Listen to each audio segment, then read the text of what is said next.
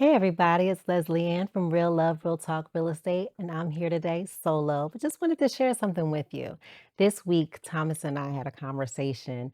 I was driving on my way home and had him on the phone, and we were just talking about some different things. And I was giving him a real life situation that had happened, but it reminded me of when we were recording Gender Roles, the Gender Roles episode. He had made a comment like, "You starting to talk crazy." And what you saw on screen was me laughing, right, as my way of reacting to it. But inside, I was like, "Wait, what? Hold on, what you say?" Right? It was a moment for me of like, I don't really like what he said, right?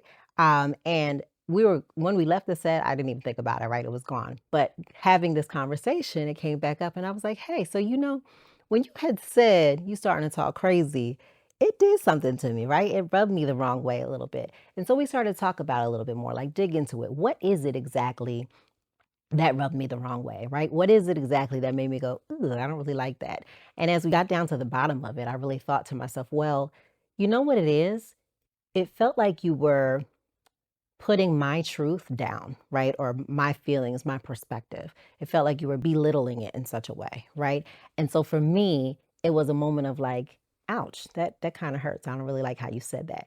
And so it was good to be able to have that discussion, that conversation to really say, hey, I didn't really care for you using that particular phrase. If you can maybe bottle it up, package it up a different way next time, that would be great.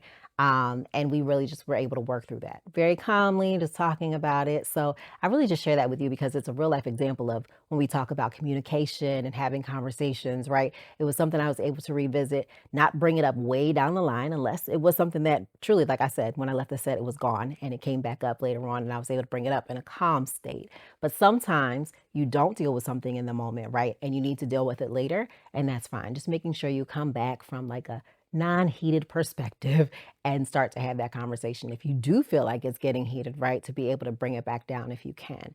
And so it's just one example of being able to communicate with your partner.